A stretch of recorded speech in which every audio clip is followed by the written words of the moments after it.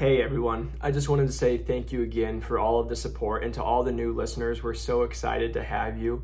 As we know, it is college graduation time. We know a lot of college seniors are about to be graduating their look at their new career and what they want to do with their life, and we've had a lot of new listeners add on and be able to reach out to me. First off, I really am so happy that you guys are here. And again, I just want to say thank you to the support from everybody. Also, I got a lot of messages saying the last two podcasts were super helpful and just encouraging to you guys. And that means the world. I'm so glad that you guys are getting value from these podcasts, that they're able to be supportive to you in your life and hopefully make an impact in a positive way. And so I just always want to say thank you to you first, because without you, I want to be able to bless you guys and also be able to have a channel and be able to continue to give you this knowledge. So I just thank you for the support. Also, I just want to give a shout out. We have had several people get hired this week. We talk about it in the show. I'm really excited for those people. We have so many people going through interviews right now. And we also have 4 people going through final interviews right now this weekend. So expecting multiple job offers coming in for all of them here very soon. So just an exciting time inside the course. Speaking of the course, we've talked about it. This is the last month. It is now going to be going up to getting you guys faster and better results. And so again, just so you all know that it will be going up. But again, that doesn't mean that we're making it to where you can't afford it, because we're always willing to work with you. Again, always remember you're talking to the guy who 6 years ago had $66 to his name, 5 years ago had $1,200 to move out to Arizona with, and lived off of under $30 to $50 a week, had to put groceries back. I'm never going to be that person who's just going too much, but I do want you to know that we have to respect our coaches, respect our time, and respect everything that we've done, and that we offer what nobody else offers, and that we are getting the results that we got. Again, the testimonials, we're having a new site put together to show you all of the new testimonials that we have throughout the course, and I'm excited to have you guys see that. But if you first off haven't, make sure that you guys make a LinkedIn, because you're going to need one no matter what. If you're wanting to break into medical device sales, make sure that you guys go and add me at Jacob McLaughlin, or you can add our page New to Medical Device Sales, where we put helpful stuff. I again share my personal content. I share what I'm doing in my job, so you guys know I'm actually doing the job. Like I always preach to you guys, do the job to get the job. I actually live this with you every day. It's why I can talk to you the way I talk to you, and also give you the advice, because I'm living it with you guys. But I share that content, but I also share just helpful content to get you guys into medical device sales. My tips to you guys, just put out the difference that I saw in people who get hired and don't get hired this last week. So if you haven't, make sure to add me on LinkedIn, Jacob McLaughlin, and make sure to reach out. Always love connecting with you guys. Happy to answer any questions that you have. And again, always able to jump on a call if you guys have questions about the course. So really excited about this episode. This episode was, again, a little different. We're talking about the difference between pharmaceuticals and medical device sales, because I've gotten so many people in the last just week actually reaching out to me about, hey, what's the difference? And just throughout the last couple of months, I've had this happen, and there's transitions happening in the world. So wanted to get this episode out to you guys. But like always, I just want you to know I truly appreciate you. It means the world to have you guys a part of this community. I'm so happy to have you here, and I hope this just provides you as much value as you can. So I hope you have a great rest of your day, and let's get into it. Welcome back to New to Medical Device Sales. I am your host, Jacob McLaughlin, and coming to you today with a beautiful, warm day in Scottsdale. We are starting to get to the summertime feeling. We're going to have our first weekend in the hundreds here in April, so getting us ready for May and the beautiful summer to come. But I just, like always, you guys, tell you how much I appreciate you guys. It's been so fun. We've got a couple people hired this week. Actually got one of our nurses hired, and she's coming in as a clinical specialist at a very great salary that is helping the average a lot. So shout out to Blair. Congratulations. Really happy for you. We right now have 4 people going through the final interview process. So it's really exciting. We have several people in multiple interview processes. So just again, super fun to be around, see what's going on right now, and being able to connect with you guys. But want to get you guys an episode, and today's episode is going to be a little different actually, because I was thinking about this, and we've really been just trying to be strategic on how to break in, right? And then we also have those strategic of once you are in, how do we do it? And so this is going to be more of a conversation that I've been having with people, and just people reaching out that are still new, or people that are actually in med device and looking at making a change, or vice versa. And so That's why I wanted to make this podcast. Now, I will say we will have a guest next week. I have him, and it's a guest that you guys very much enjoy. So we'll have Jason back on. Really excited to get you guys that because he's so good at being strategic and talking in the coaching. So excited to have him back on here. But wanted to get you guys a podcast about pharmaceuticals versus medical device sales, right? What's the difference between pharmaceuticals and what's the difference between medical device sales? Why medical device sales over pharma, why you might go to pharma over medical device sales. And so I wanted to make a podcast, especially an updated one. Even when I looked back, I don't even think I've done this before. I think I've talked a little bit about it, but I've never made one just strictly for pharma against med device. And when I say against, I mean just first, what's the differences? So I want to just give a touch base of if you guys don't know, especially with all the new listeners that we have, there's always the, hey, I think I'm going to do pharma. Most people, I just talked to one of our people that got into the course where they're like, I didn't even know about med device sales. All I've ever heard is pharmaceutical sales, right? And so what is pharmaceutical sales? What is pharma? So pharmaceutical sales is just like med device where there's big companies, they have devices, but pharma has drugs, right? So we all know drugs that you get over the counter or you have to go get prescriptions for, that is coming from a certain company. And then they are going to have reps that are meeting with doctors. They're going to be having those doctors write scripts. And then that's where their quotas and all that good stuff comes. Now, why am I putting like air quotes and all this stuff when I talk about pharma? So the thing I have to just let you guys know, when I'm telling you guys this is just what my experience has been. So take that with a grain of salt every single time, right? But there's a lot of people inside pharma that don't even know this. So I think this will be a little eye-opener. But if you are in the pharma world, medical device sales does not consider that sales. Medical device sales actually has a negative view on it. And again, I'm not saying me, I'm just saying how the industry views it. Because again, with pharma, what they look at is, hey, pharma's, you're gonna go just drop off prescriptions, you're gonna show the people what's the difference, and then this is where reps will get really into it when they're med device compared to pharma, right? What's the difference between ibuprofen and Tylenol? Who knows, right? But who is the rep giving it? What's the kickback if they write so many scripts, right? And again, that's not a great example for the fact of you guys can get that over the counter. You don't have to have a script for that, but that's the easiest way I can explain it, right? So in the industry of medical device, they do not really consider pharma because they're not really selling anything. It's kind of, they're just like handing it out. They're doing breakfasts and lunches, and then they're gonna just, okay, here you go, use this because of whatever. Again, I am not saying that. I know pharma reps who work very hard, but that is the look at the industry, because the reason I'm saying that is if you do go pharma, there is a lot of times where they will not hire you. I know candidates who have been final round, VP comes in, they're like, this person's from pharma, and they're like, yeah, they're like, this interview's over, we're never hiring someone, and they kick them out.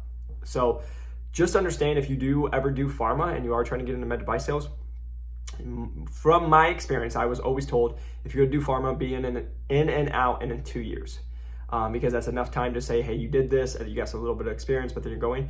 But I'll be just fully transparent with you guys. The only people that I ever know that make the transition from pharma to med device sales is when there's a manager who came from pharma willing to take a shot on another pharma person. Otherwise, pharma, like this, I get asked this all the time. Should I go pharma or B2B? B2B if you're trying to get in med device sales. Like, not even close, because B2B is what they require. Pharma, they don't consider sales. They consider it marketing, right? Now, why is this bad rap and why do they get it? Well, pharma back in the day was known of, hey, you only work 30 hours, 20 hours, 2 to 3 hours a day, and you're not really doing stuff. You're just going handing scripts out, and then you do some breakfast or a lunch and call it good. And again, some people will get really offended by that. They'll be like, I don't do that. I'm in pharma and all that. And again, this is just what is the industry, what I've been told. But like, I can also sit here and tell you, as being a personal trainer, I trained, one of my ladies was a pharma rep, and not only a pharma rep, she was a President Club winner. And I had a real talk with her one day, and I said, hey, you're a President Club winner. How many hours a day did you work? Like, be transparent with me, because now she's retired. She's not doing that anymore. But she's like, Jake, I'll be completely transparent with you. I work 2 to 3 hours a day. And she's like, that was with travel time. right? And so now, from what I understand, again, I'm not in it, so take this with a grain of salt as a person outside of it, but what I understand is there's a lot more monitoring. They're going to make sure that you're doing computer work. Are you putting it in the CRM and all that stuff, so you're working more. So that's number one. Number two about pharma and why med device it has always had like a difference between them is the average pharma rep does not make the average of medical device sales. So I can sit here and tell you guys from experience, I actually have people in our course right now that came from pharma or are in pharma, and they don't even make what our associates make. And they've been in for multiple years, 5+ years, and they're still not making what an associate. And so I can say that is because one time I talked to a pharma rep, and again, this is just the world of it, but like they were bragging about how much money they were making, and they had been in for 10 years, and it was great, but they were kind of doing the like, I'm better than you conversation with me.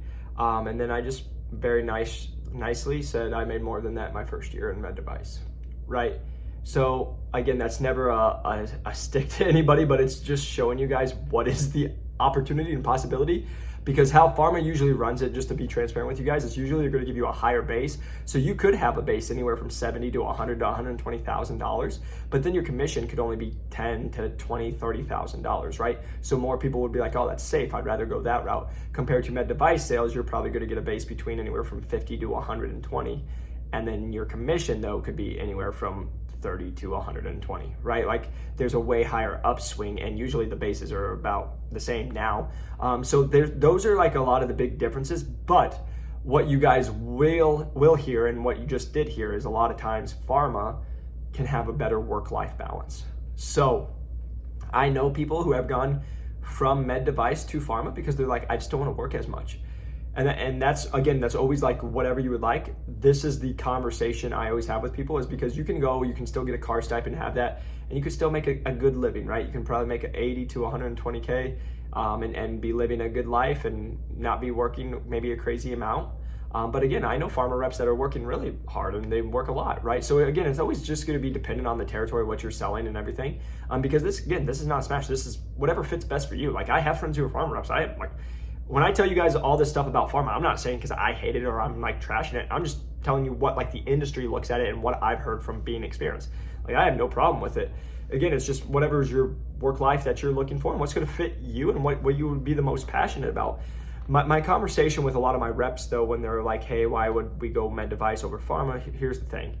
The easiest answers is there's more of an upsell or like to progress in there. You can actually have progression throughout your career. You're going to make more money. You probably eventually are going to work you work a lot at first, but then you could probably get to a time where you're probably working just as much, maybe a little less, and then you can make way more money doing that.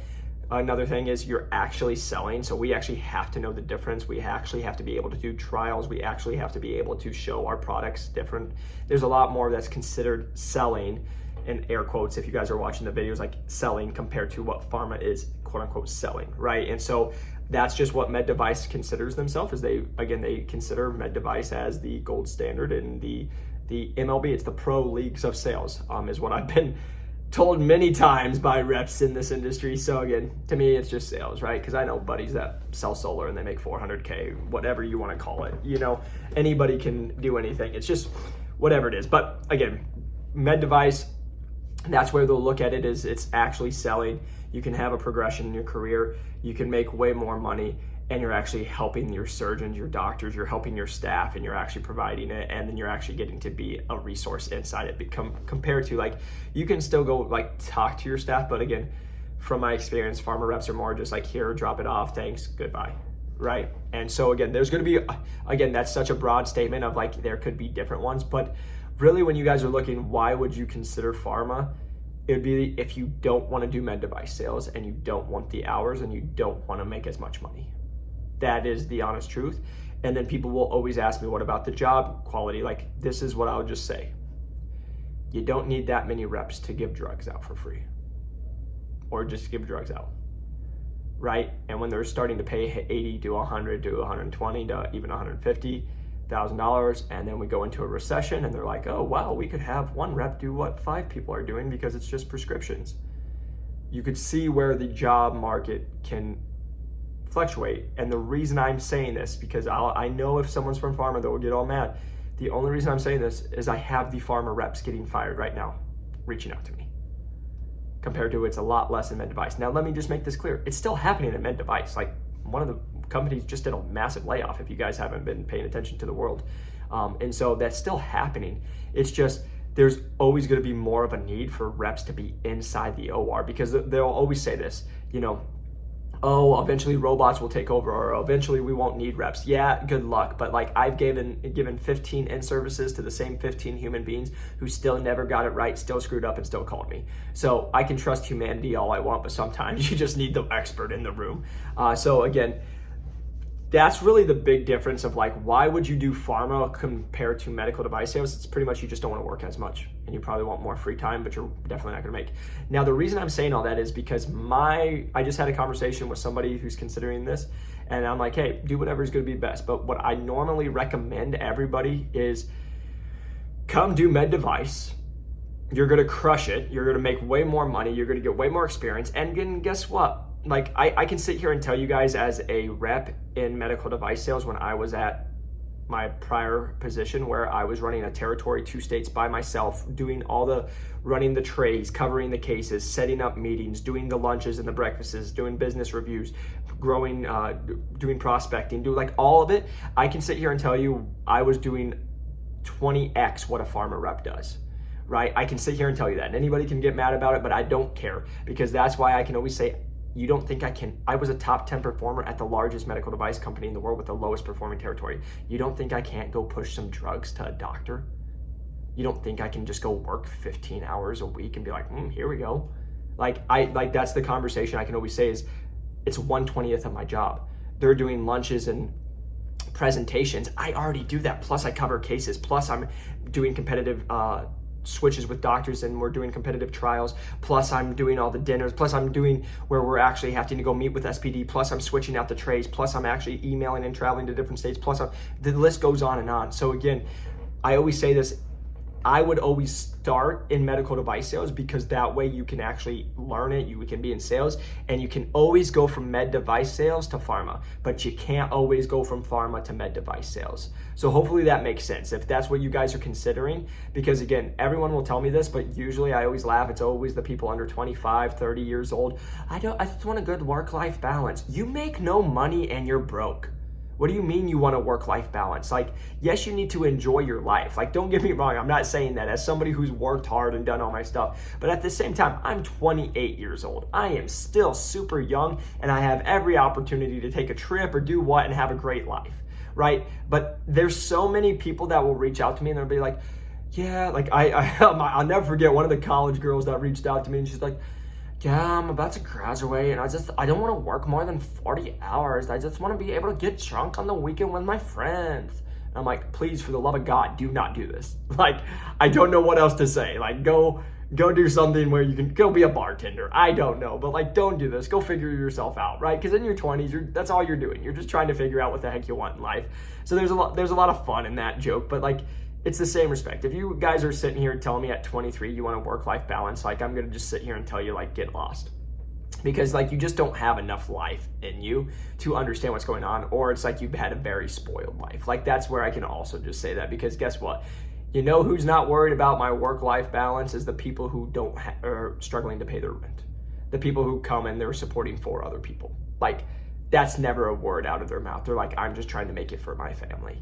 Right? And so that's where I can just tell you guys. But again, if you are considering pharma, medical device sales, why would you do one over the other? Again, pretty much the only reason you would go to pharma over med device, but besides if you knew somebody in there, is you want to work less and make less money, but you want to have more free time, which again, it's like to each their own, because some people want that. But like for me, where in my head, if I can just be always transparent with you guys, in my head, it would make more sense if you're in your 20s to go work the harder job and do all the stuff where you make more money in your younger years. You can go invest that money, you can go and get the experience, and then you can take that literally anywhere, or you can go back to pharma or go to pharma, and now you're working way less, and now you have a way better work-life balance because you were doing something else, and now you have more money to have that invested, and then you can go do that job. Compared to, oh, I just screwed around in my 20s, didn't work that much, got drunk, didn't make that much money because after taxes, I didn't even do much, and then now I have to work because I'll just leave this with you guys and take it as it is. Again, this is always my own thoughts. So again, you don't have to like it. It's just, I remember hearing a quote, and it's the people who have fun in their 20s will be working in their 30s, 40s, and 50s. And the people who work hard in their 20s will be enjoying their 30s, 40s, and 50s. So you have so much time. And again, to all my people that are 30, 40, 50, you still are super young and you still have the opportunities. We just got somebody who was hired at 43 years old. Like, you still have the opportunity at that place because you have family, right? But I just always want you guys to say, hey, what should I be doing? So I wanted to make this because what's the difference between pharma and med device sales? Pharma selling drugs, medical device sales is actually selling devices. Easy enough. But the opportunity is higher normally in medical device sales. And like I said, I can sit here and tell you guys, if you're worried about work-life balance, if you actually do well in medical device sales and prove yourself in your first coming years and throughout your career, I promise you, you can go get a good work-life balance and make way more money than you could if you were in pharma. But again, that's just whatever your stress levels are, whatever you want to do, and whatever fits your mold best. But I wanted to make this because I've literally had 6 people just in the last 3 days ask me about pharmaceutical sales. What's the difference? Why should they consider pharma over med device or vice versa? And so basically it's what I just stated. Where do you want your life to go? What do you want to do? And what are you at in your point of life of where you want to go? Because again, if you're more of like, I just want to be free and do all my stuff and not have a lot of stress, then probably pharma's the better point. But if you're like, hey, I'm a go-getter, I want to make a difference in my life, I want to make a difference in my family's life, and I want to go set myself up so I can live the life that I want, then I would probably push you towards med device because there's more opportunities and the earning potential is higher. But again, there is no right or wrong. I think it's perfect for everybody. You just have to go figure that out. But hopefully this was more helpful for you. But again, my last thing I can say is just, you guys need to decide the kind of life that you would want to live, and that would help dictate where you're trying to go. Because it can be super confusing when someone's like, yeah, I'm like, because this is what I can really tell you is when someone tells me I'm thinking pharma or med device, I don't know. And I'm like, those are 2 very different lifestyles, 2 different resumes and like interview processes, and 2 very different like people inside there. So you need to decide what you want and who you are and what you'll be happy with. And again, a lot of times you're not going to figure that out till you go. But what I can just friendly advice to all the new college kids and to all of the college graduates that are about to have or happen, first off, congratulations on graduating. That's exciting. But number 2 is when you are reaching out to people, don't be like, hey, I'm trying to do pharma or med device sales. Because what it just shows you is you haven't done your homework. You don't know the difference between the 2 industries, which I just stated in this whole podcast are very different. And med device sales are not huge fans of pharma reps.